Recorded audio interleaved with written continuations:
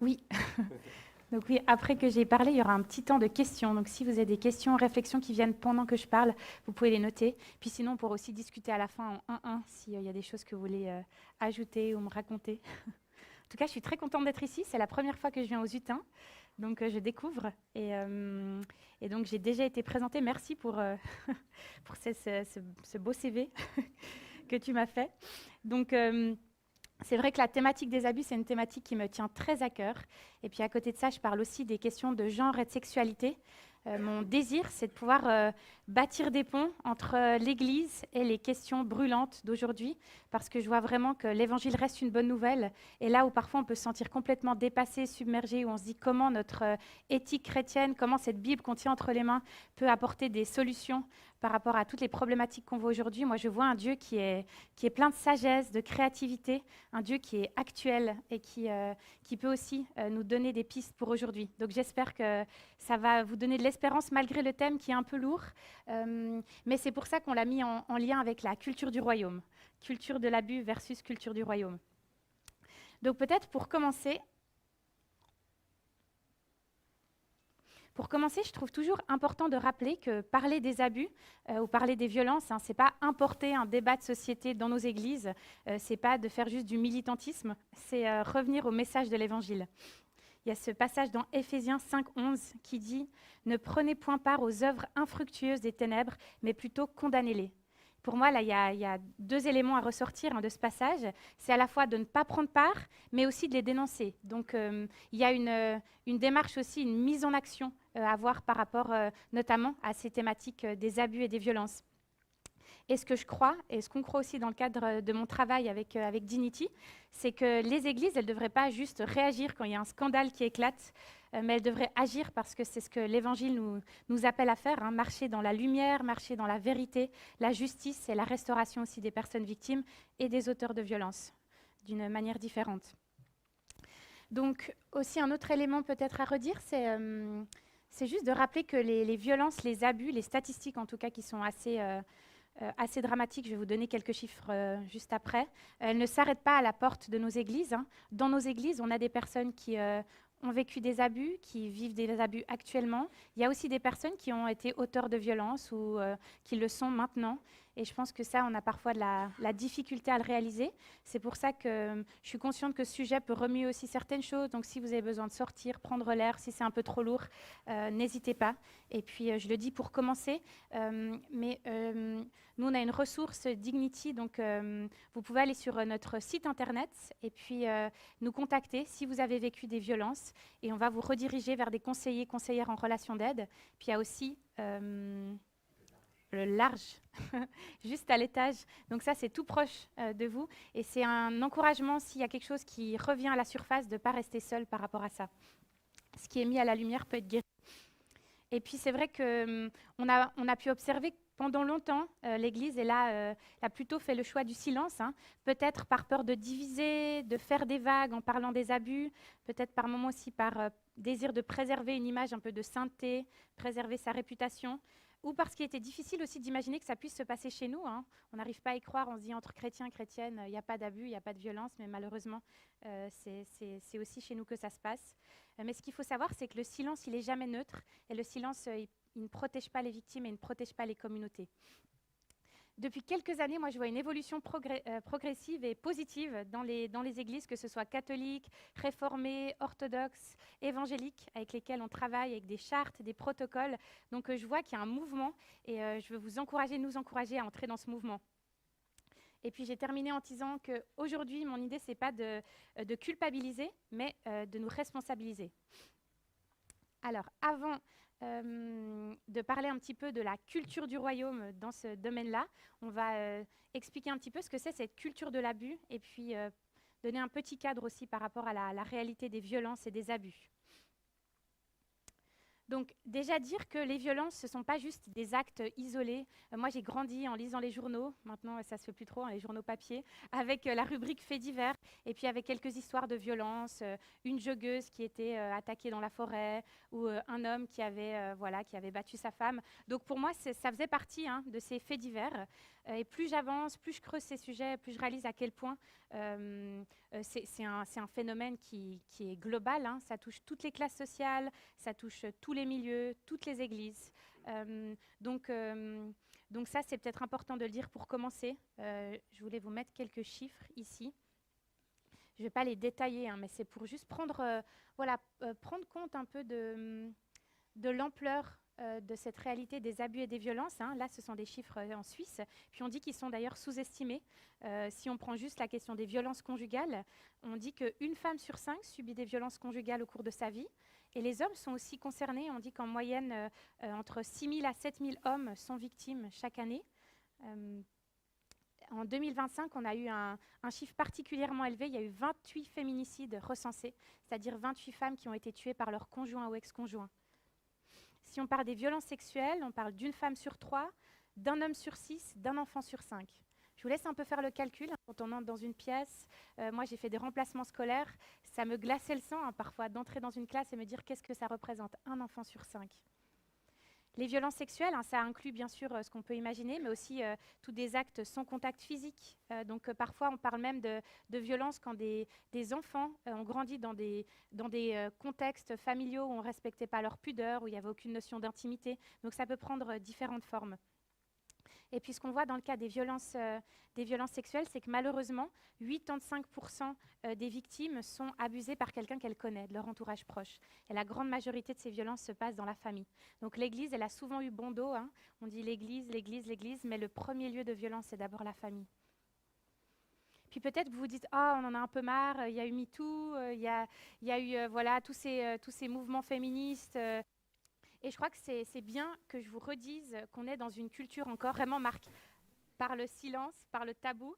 Euh, on dit en moyenne que 90% des victimes ne portent pas plainte. Et puis, parmi les psychologues et puis les personnes qui accompagnent les victimes, ce qu'elles remarquent, c'est qu'une part conséquente des victimes n'en parlent jamais à leur entourage. Moi, j'entends des histoires de personnes qui ont attendu que leur abuseur, qui était parfois engagé dans l'église ou pasteur, soit mort pour qu'elles osent enfin en parler.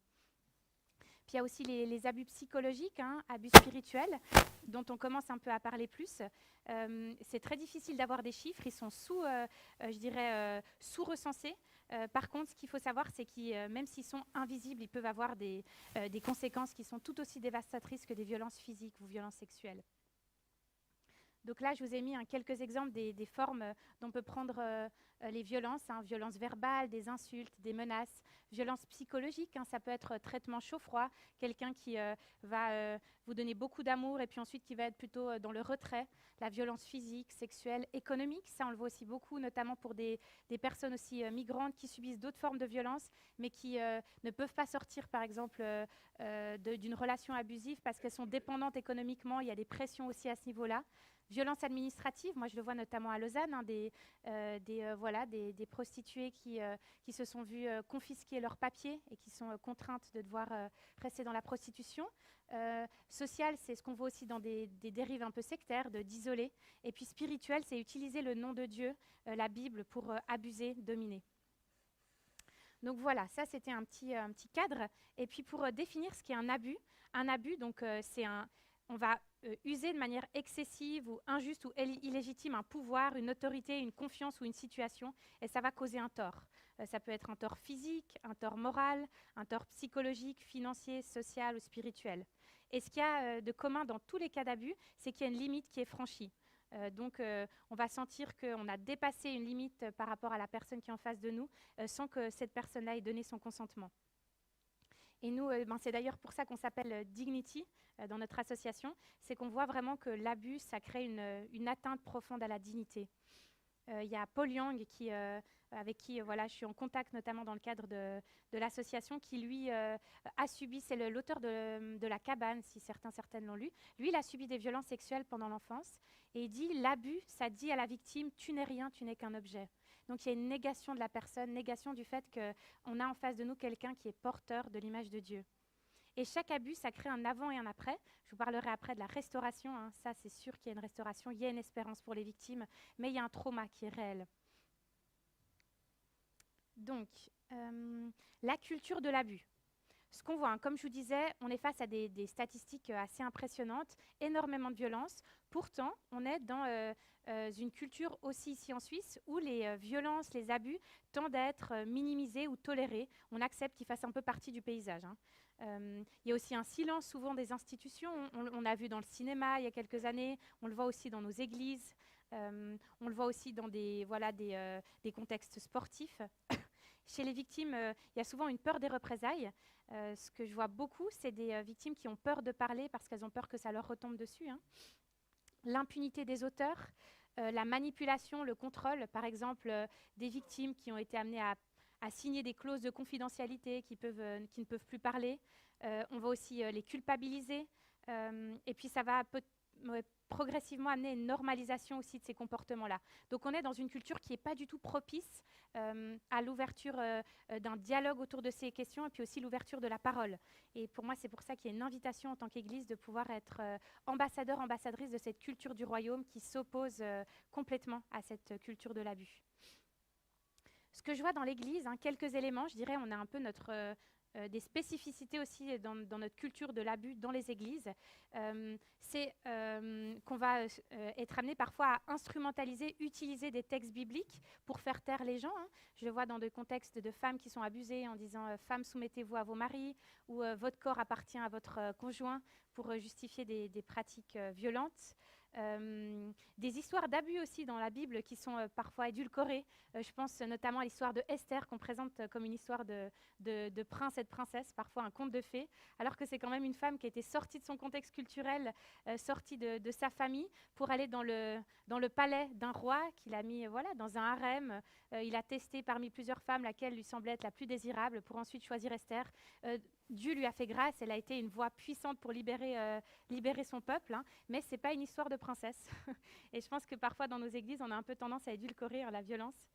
Les responsables aussi d'églises qui sont parfois considérés comme intouchables, hein, ils ont été placés là par Dieu.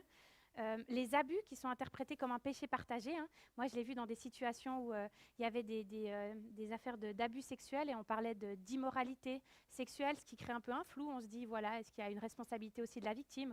Ou pire encore, on parle d'adultère alors que c'est un abus. Les victimes qui sont tout de suite renvoyées à la prière, au pardon, à la réconciliation pour rapidement mettre la situation sous le tapis. Et puis les abus qui peuvent être enveloppés d'un langage religieux, des paroles parfois prophétiques, fausses paroles prophétiques qui peuvent être utilisées pour contrôler aussi des victimes. Donc, culture de l'abus versus culture du royaume.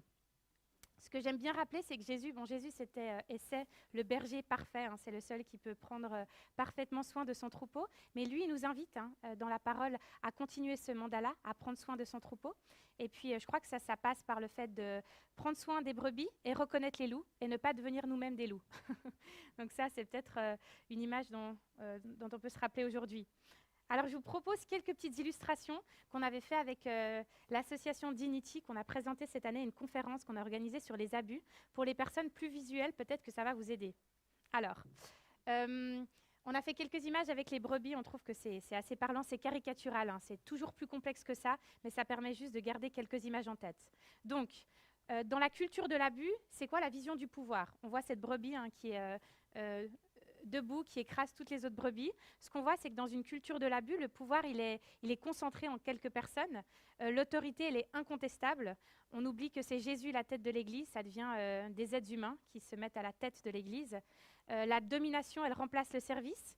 Et il y a un climat souvent de peur, hein. On se sent écrasé sous le poids de cette brebis qui domine.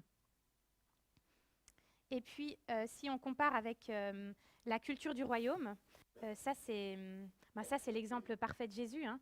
Le pouvoir, il est là pour servir. On met notre pouvoir au service des autres. Il y a cette dimension d'amour sacrificiel, hein. Et Jésus qui déclare dans Matthieu 20, 26, « Celui qui veut être grand parmi vous sera votre serviteur ». Et je crois que ça, c'est un appel pour nous. Si Jésus n'a pas instrumentalisé son pouvoir pour écraser, dominer, qui sommes-nous pour le faire aussi, hein? Et c'est vrai que chaque personne possède du pouvoir. On a un pouvoir dans nos mots, nos paroles qui sont porteuses de vie ou de mort. On a un pouvoir aussi au niveau émotionnel, pleurer avec ceux et celles qui pleurent. On a un pouvoir financier dans l'idée d'être généreux, un pouvoir relationnel, d'être un corps, de souffrir avec les parties du corps qui souffrent, d'être un soutien les uns pour les autres. On a un pouvoir aussi physique. On a un pouvoir spirituel et de se dire, plutôt que de se demander est-ce que j'ai du pouvoir, plutôt comment est-ce que je vais utiliser le pouvoir que Dieu m'a confié? Est-ce que je vais l'utiliser pour dominer ou pour servir? Le rapport à la vérité. Donc, dans la culture de l'abus, ce qu'on voit, c'est qu'on va être plutôt amené à protéger l'image de l'Église, de la famille, d'une institution. On protège le statut, on protège parfois même les auteurs de violence, indirectement. Et puis, on va discréditer ceux et celles qui parlent. Je discutais avec une qui travaille beaucoup dans le domaine des abus, et puis elle dit souvent, en fait, dans les abus, on ne veut pas faire de vagues, parce que évidemment, les situations d'abus, de violence font des vagues, ça c'est non négligeable. Mais il faut se rappeler que ce ne sont pas les personnes qui parlent qui font des vagues, c'est l'abus qui fait des vagues. Donc dans la culture du royaume, toujours dans cette question de rapport à la vérité elle compte plus que la réputation. Et puis, on va être dans cette recherche aussi de vérité, cette recherche de transparence. Et d'ailleurs, Jésus, lui, il le dit lui-même, « Je suis le chemin, la vérité et la vie ». Donc, on est en relation avec la vérité. La vérité, ça devrait être ce qui nous anime. On est habité par un esprit de vérité, le Saint-Esprit qui est vérité. Et Paul dit dans 2 Corinthiens 13, 8, « Car nous n'avons pas de puissance contre la vérité, nous n'avons que pour la vérité ». Est-ce qu'on est porteur et porteuse de cette vérité là où on est? La place des victimes dans la culture de l'abus. Les victimes, elles sont souvent réduites au silence, elles sont blessées et puis personne ne vient les soigner. Elles ne sont pas prises en compte, leur voix n'est pas entendue. Elles sont souvent rendues responsables, poussées à pardonner sans justice ni protection. Alors que dans la culture du royaume, elles sont écoutées, protégées, accompagnées, orientées vers des aides adaptées. Moi, je pense souvent au corps. Si on pense au corps, on se dit, imaginons notre orteil, quand on se tape l'orteil, il y a un coin de table, ça fait hyper mal dans tout le corps, on ressent une décharge. Pour moi, ça, c'est aussi une invitation pour nous dans ce domaine des abus. Est-ce que quand une personne dans notre communauté, dans notre famille, dans notre quartier, subit des abus, subit des violences, est-ce qu'on ressent aussi une décharge dans tout notre corps? Est-ce qu'on porte aussi la souffrance de cette personne? Dans Matthieu 25, 40, c'est marqué « Ce que vous avez fait à l'un de ces plus petits, c'est à moi que vous l'avez fait ». Donc encore 2 éléments pour mettre en lien culture de l'abus, culture du royaume. La vie communautaire. Donc dans la culture de l'abus, c'est l'isolement qui domine. Les problèmes sont réglés en secret. Il n'y a pas vraiment de structure de protection. Là, je vous disais, il y a un magnifique lieu d'accueil juste en dessus. Ça, c'est la culture du royaume. On veut des structures de protection et des lieux d'accueil pour les victimes. Et dénoncer devient une trahison. Ça, je l'entends beaucoup. Dénoncer, c'est trahir l'Église, c'est se rebeller contre le projet de Dieu. C'est peut-être même attrister le Saint-Esprit. Ça, je le vois beaucoup, ce langage religieux qui est utilisé pour terrer les victimes dans le silence. Alors que, ah oui, là, je vous ai mis un autre exemple de la culture de l'abus au niveau de la vie communautaire, c'est d'organiser aussi des médiations entre victimes et auteurs de violences. Ça, c'est vraiment quelque chose qui fait beaucoup de dégâts, où on va faire parole contre parole plutôt que chercher à protéger les victimes. J'ai été approchée récemment par une jeune fille qui a été abusée sexuellement dans son groupe de jeunes par son responsable. Et puis, dans son église, ils ont organisé une médiation avec l'auteur de violence, cette jeune fille et puis un autre responsable du groupe de jeunes. Ça a été parole contre parole. L'auteur de violence a été cru, pas elle. Il est toujours leader de louange. Elle a été amenée à quitter son groupe de jeunes et je crois bien qu'elle a même quitté la foi. Dans la culture du royaume, qu'est-ce qui se passe? C'est que la lumière, la vérité, ça remplace le secret. Il y a une responsabilisation, une protection des personnes qui prient sur juste l'image. Et puis la communauté, elle porte le poids aussi de la souffrance des uns des autres. Si un membre souffre, tous les membres souffrent avec lui. Moi, je le relis souvent ce passage dans 1 Corinthiens. Puis finalement, l'amour, quand on demande à quelqu'un c'est quoi ta définition de l'amour, ça va varier d'une personne à l'autre. Ce qu'on voit, c'est que dans une culture de l'abus, on instrumentalise l'amour. Si tu m'aimes, si tu aimes Dieu, tu ne dois pas parler, tu dois pardonner. Alors que dans la culture du royaume, qu'est-ce qui se passe? C'est un amour qui reflète cet amour du Christ. On peut lire dans 1 Corinthiens 13, l'amour qui ne cherche pas son intérêt. On ne cherche pas à préserver une image, pas à préserver juste un statut. Il ne se réjouit pas de l'injustice. L'amour et l'injustice ne font pas bon ménage, mais il se réjouit de la vérité. Donc je vais terminer avec l'exemple de Jésus, hein, qui est le meilleur exemple qu'on peut donner. Euh, Qu'est-ce qu'on voit hein, dans tout le narratif de la Bible? C'est l'histoire de ce Dieu qui va restaurer ce que le péché a brisé. Parce que les dynamiques abusives, violentes, c'est une conséquence de la chute. Hein, ce n'était pas le projet initial de Dieu, qui était un projet de créer des êtres humains à son image qui puissent vivre en partenariat. La racine du problème, ça a été cette quête de la toute-puissance, hein, de se faire Dieu à la place de Dieu. Dans le Jardin d'Éden, on le voit, hein, le serpent qui pousse Adam et Ève à vouloir devenir comme Dieu. Et donc l'abus, il naît de là. Dans le refus du cadre que Dieu nous donne, dans le refus de nos limites, dans la recherche du contrôle, dans la volonté de dominer. Et ça, c'est bien de le dire. La domination masculine aussi sur les femmes, parce que malheureusement, les femmes sont plus sujettes à la violence que les hommes aujourd'hui. Ça, c'est aussi une conséquence du péché. Hein. C'est malheureux, c'est quelque chose qui est annoncé comme une malédiction, pas comme le projet de Dieu. Et dans l'Ancien Testament, il y a plein d'exemples hein, de violence, d'abus. Hein. On peut penser à David et Bethsabée. On peut penser, même si on va encore dans le Nouveau Testament, aussi aux chefs religieux hein, qui sont dénoncés par Jésus de manière assez virulente. Hein. Malheureux êtes-vous, scribes et pharisiens hypocrites. On voit que Jésus était très dur hein, vis-à-vis de ceux qui utilisaient leur statut, leur pouvoir, pas pour voilà, être ambassadeur, ambassadrice du royaume. Jésus aussi, qu'est-ce qu'il nous apprend? Que lui, c'est le Messie serviteur face à un monde qui est marqué par la domination, le péché. Jésus, lui, il a choisi l'humilité. Lui qui était de condition divine, il s'est dépouillé lui-même en prenant une forme de serviteur. Il est né dans une étable, dans une région qui n'avait pas la côte, en Nazareth.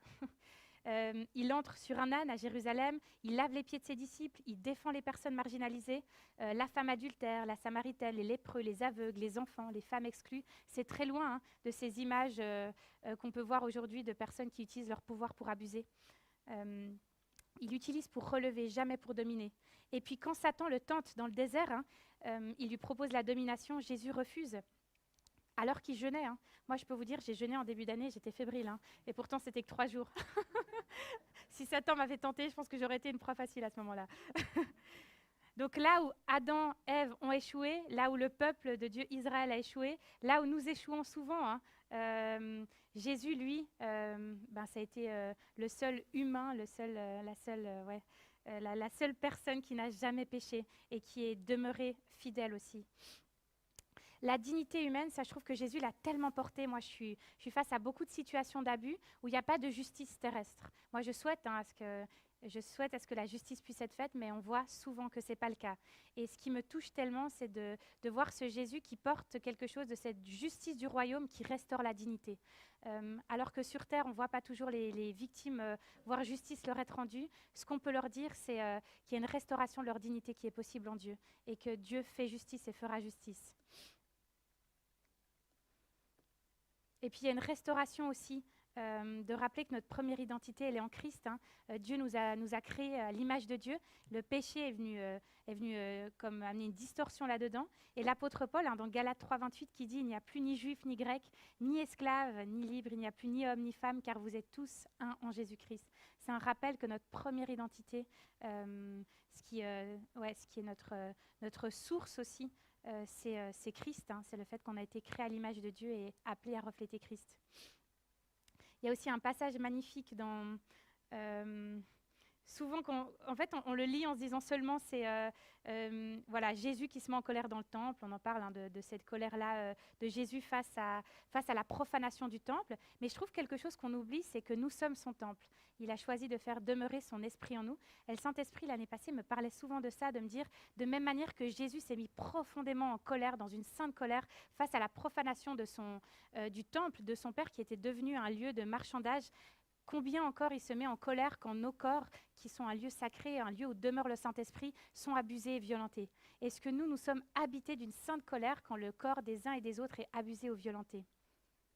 Ce n'est pas une colère qui détruit, ce n'est pas une colère qui nous consume, mais c'est une colère qui protège, c'est une colère qui nous met en action, c'est une colère qui refuse l'indifférence. Je vous le disais, condamner les œuvres de l'obscurité, les œuvres des ténèbres. Ce Jésus aussi qui connaît la souffrance. Aucune victime d'abus ne peut entendre « Dieu ne sait pas ce que tu vis », parce que Jésus lui-même a connu l'abus. Et ça, je pense que c'est quelque chose qui a été trop souvent oublié. On parle de la crucifixion, on parle de la mort injuste, mais Jésus a été rejeté, il a été moqué, humilié, trahi, abandonné, accusé injustement, torturé, il a été mis à nu, ses vêtements, ils ont été distribués par des gens qui ont joué pour savoir qui pourrait hériter de ces vêtements. C'est tellement de comportements abusifs dont Jésus a été victime. Et donc non seulement il entend notre souffrance, mais il comprend la souffrance parce que lui-même a connu l'abus. Dans Psaume 34, 19, c'est marqué « L'Éternel est près de ceux qui ont le cœur brisé ». Jésus qui est lumière du monde, qui dit « Je suis la lumière du monde ». Et la lumière, qu'est-ce qu'elle nous fait? La lumière, elle révèle, elle expose, elle guérit, elle purifie. L'abus, les violences, ça prospère dans les ténèbres, alors que nous, notre Dieu, c'est un Dieu de lumière. On est appelé à marcher dans cette lumière, on est appelé à être des lumières. Si on met des lumières sous un couvert, qu'est-ce qui va éclairer le monde? Est-ce que nous avons parfois été mis sous un couvert ou est-ce que nous amenons cette lumière? Jésus aussi qui est vérité. Je vous disais, Satan, lui, il est appelé le père des mensonges, mais Jésus est la vérité. Le mensonge est caractéristique des abus, de la violence, mais Jésus nous appelle à pouvoir marcher dans la vérité. Et puis un dernier élément, c'est Jésus, ce bon berger qui laisse les 99 brebis, je vous montrais ces images des brebis, pour aller chercher celle qui est blessée. Donc la question, c'est aussi, sommes-nous prêts à faire de même, à nous arrêter pour une personne, à écouter, à protéger, à accompagner, à quitter le troupeau qui va bien pour aller chercher celle qui souffre. Donc je vais conclure avec ces quelques mots, puis après il y aura un temps de questions. De rappeler que l'abus, c'est incompatible avec les valeurs du royaume de Dieu, que la Bible n'est pas un outil de domination, mais de libération. Utiliser la Bible, utiliser la foi chrétienne pour justifier l'abus, la violence, c'est une trahison à son message. Si nous sommes le corps, déjà on doit être bien attaché à la tête, qui est Jésus, et être le corps, c'est continuer aussi le mandat de Jésus, être ses bras, ses mains, ses pieds, ses yeux, son cœur. Et puis vivre cette dimension, je vous disais, de souffrir avec les parties du corps qui souffrent. Et je vois beaucoup aussi dans nos églises une volonté que la libération de la parole puisse venir, de se dire, mais il y a peu de victimes qui sortent du silence. Mais ce qu'il faut savoir, c'est que pour qu'il y ait une libération de la parole, il faut d'abord qu'il y ait une libération de l'écoute. Et donc, sommes-nous prêts dans nos communautés, dans nos familles, dans nos groupes d'amis, dans nos lieux de travail, à écouter la parole des victimes? On leur demande quelque chose d'assez énorme, de prendre la parole sur quelque chose qui est probablement l'épisode le plus douloureux ou traumatisant de leur vie. Est-ce qu'on est prêt à écouter? Si on veut une libération de l'écoute, on doit avoir d'abord une libération de la parole, on doit d'abord avoir une libération de l'écoute. Et puis se réjouir aussi des affaires d'abus qui sont mises à la lumière. Moi, j'entends beaucoup ces derniers temps de dire il y a des attaques de l'ennemi, beaucoup d'histoires d'abus qui ressortent. Mais pour moi, c'est une magnifique opportunité que Dieu nous donne de mettre les choses à la lumière pour qu'il y ait une restauration. Une restauration d'abord pour les victimes, mais aussi une rédemption pour les auteurs de violence. Donc plutôt que de se dire c'est une attaque de l'ennemi, pour moi, ça fait partie de ce projet aussi de Dieu, de purifier son Église, purifier son épouse pour le retour de Jésus. Et je vais terminer avec cette citation qui est d'un article que je vous recommande vraiment à lire de Philippe Tarabon, qui dit « Quand le loup dévore le troupeau ». Et donc une citation que j'ai trouvée très belle, c'est « Levons-nous pour dire oui, oui à la vérité même quand elle dérange, oui à la transparence même quand elle coûte, oui aux victimes même quand leur témoignage ébranle nos certitudes, oui à une église vulnérable, servante ». Voilà, je vais terminer avec ça. Merci.